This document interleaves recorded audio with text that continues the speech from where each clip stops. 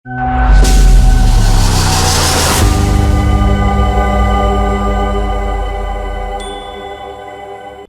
आप देख रहे हैं लोकमत राजस्थान। मैं हूं निशु शर्मा आपके साथ। बिहार की राजनीति में बड़ा बदलाव। एनडीए को झटका देने वाले पवन अब बीजेपी के साथ। पवन की एंट्री से बीजेपी को मिलेगी मजबूती। बिहार की राजनीति में भोजपुरी पावर स्टार पवन सिंह का नाम किसी परिचय का मोहताज नहीं है।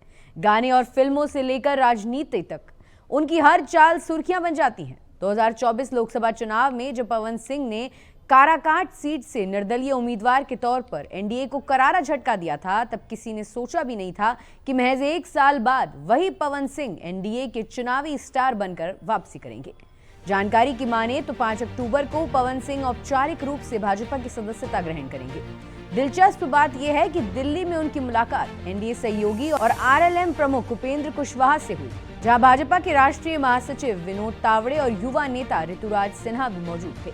इस मीटिंग के बाद कयास अब अटकलों में नहीं बल्कि हकीकत की तरफ बढ़ रहे हैं। 2024 में एनडीए ने काराकाट सीट से उपेंद्र कुशवाहा को उतारा था, लेकिन पवन सिंह ने टिकट न मिलने पर बगावत कर दी।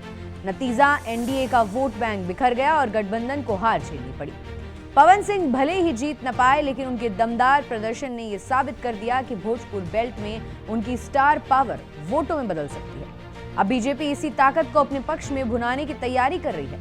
पवन सिंह की पत्नी ज्योति सिंह भी अब राजनीति में सक्रिय हो चुकी है और चुनाव लड़ने का ऐलान कर चुकी है। यानी बिहार की राजनीति में एक नया पावर कपल एंट्री मारने जा रहा है। अगर दोनों अलग अलग सीटों से मैदान में उतरते हैं तो विपक्ष के लिए ये सिरदर्द साबित हो सकता है। ज्योति सिंह ने फरवरी में घोषणा की थी कि वो विधानसभा चुनाव लड़ेंगी, लेकिन उन्होंने ये नहीं बताया था कि वो किस पार्टी से चुनाव लड़ेंगी और अब तक उन्होंने ऐसा नहीं किया है। लोकसभा चुनाव में बगावत करने वाले पवन सिंह को वापस लाना बीजेपी का बड़ा कदम है।